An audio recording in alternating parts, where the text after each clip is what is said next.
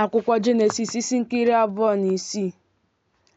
Oke ụnwụ wee dị n'ala ahụ, tụkwasị oke ụnwụ mbụ nke dị n'ụbọchị Ebraham.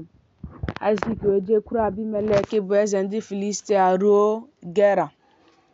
Jehova wee mee ka ọ hụ ya anya. Ọ sị, arịdala n'Ijipt, biri n'ala ahụ nke m ga-asị gị biri, na ọ dị ka ọbịa n'ala nke a.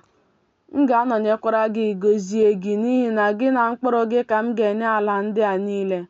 M ga-emekwa ka iyi ahụ guzosie ike, bụ nke m ṅụrụ Ebraham nna gị. M ga-emekwa ka mkpụrụ gị baa ụba dị ka kpakpando nke eluigwe. M ga-enyekwa mkpụrụ gị ala ndị a niile. Ọ bụkwa na mkpụrụ gị ka mba niile nke ụwa ga-agọzi onwe ha.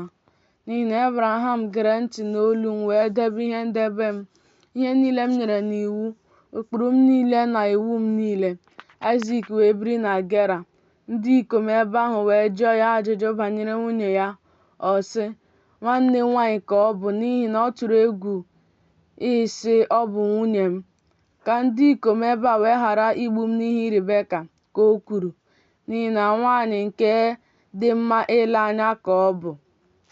O ruo, mgbe ụbọchị ọ nọdụrụ n'ebe ahụ dị anya, na Abimelek bụ eze ndị Filistia lepụtara anya na windo hụ, ma lee, Aịzik na Ribeka bụ nwunye ya na-egwu egwu. Abimelek wee kpọọ Aịzik sị, lee, nwunye gị ka ọ bụ n'ezie, i sikwa aṅaa sị, nwanne m nwaanyị ka ọ bụ? Aịzik wee sị ya, n'ihi na asịrị m, ka m ghara ịnwụ anwụ n'ihi ya. Abimelek wee sị, gịnị bụ nke a i meworo anyị? Ọ fọdụrụ nwa ntịntị na otu onye n'ime ndị nke m ga-esowori nwunye gị dina.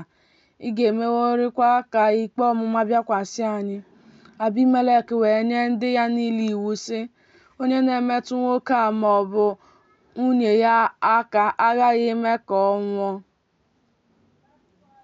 Aịzik wee ghaa mkpụrụ n'ala ahụ, hụ na afọ ahụ ọgụ ise Jehova wee gọzie ya.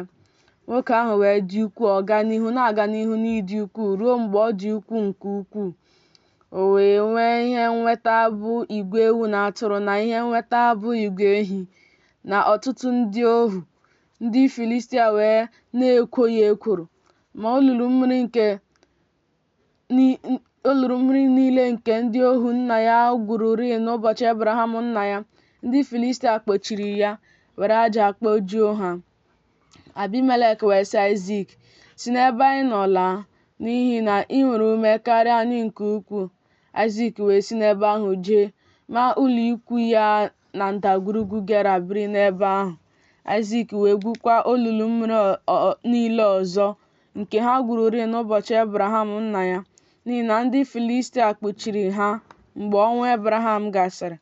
Ọ kpọọ ha aha dịka aha nke nna ya kpọrọ ha rịị. Ndị ohu Aịzik wee gwuo na ndagwurugwu ahụ chọta olulu mmiri na-asọpụta asọpụta.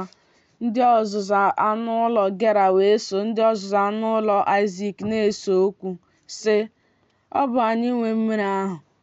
Ọ kpọọ aha olulu mmiri ahụ Esek, n'ihi na ha chọrọ ya okwu. Ha gwuo olulu mmiri ọzọ, sekwa okwu banyere ya. Ọ kpọọ aha ya Sitna. O si n'ebe ahụ kwapụ gwuo olulu mmiri ọzọ, ma ha eseghị okwu banyere ya. Ọ kpọọ aha ya Rehobot, sị, n'ihi na ugbu a Jehova enyewo anyị ebe sara mbara, anyị ga-amụkwa ọmụmụ n'ala nke a. O si n'ebe ahụ rigoruo Bịasheba. Jehova wee mee ka ọ hụ ya anya n'abalị ahụ, sị, mụ onwe m bụ Chineke nke Ebraham nna gị. Atụla egwu, n'ihi na mụ na gị nọ. M ga-agọzikwa gị, mee ka mkpụrụ gị baa ụba n'ihi Ebraham bụ ohu m. O wee wuo ebe ịchụ àjà n'ebe ahụ, kpọkuo aha Jehova, ma ụlọ ikwu ya n'ebe ahụ. Ọ bụkwa n'ebe ahụ ka ndị ohu Aịzik gwuru olulu mmiri. Abimelek wee si na Gera jekwuru ya, ya na Ahuzat bụ enyi ya, na Faikol bụ onyeisi ụsụ ndị agha ya. Aịzik wee sị ha, gịnị mere unu ji bịakwute m, ebe unu onwe unu na-akpọ m asị, wee si n'ebe unu nọ zilaga m? Ha sị, anyị ahụwo nke ọma na Jehova nọnyere gị. Anyị wee sị, biko ka anyị ṅụọ iyi dị n'etiti anyị, bụ n'etiti anyị na gị, ka anyị na gị gbaakwa ndụ. na ị gaghị eme anyị ihe ọjọọ ma ọlị dịka anyị na-emetụghị gị aka, na dịka anyị meworo gị naanị ezi ihe, anyị wee zilaga gị n'udo. Ugbu a gị onwe gị bụ onye a gọziri agọzi nke Jehova. O wee mere ha oke oriri, ha rie ṅụọkwa. Ha bilie n'isi ụtụtụ ṅụrịtara onwe ha iyi. Aịzik wee zilaga ha, ha si n'ebe ọ nọ laa n'udo.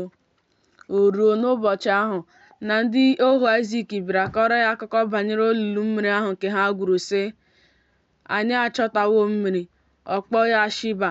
N'ihi nke a, aha obodo ahụ bụ Bịasheba ruo taa.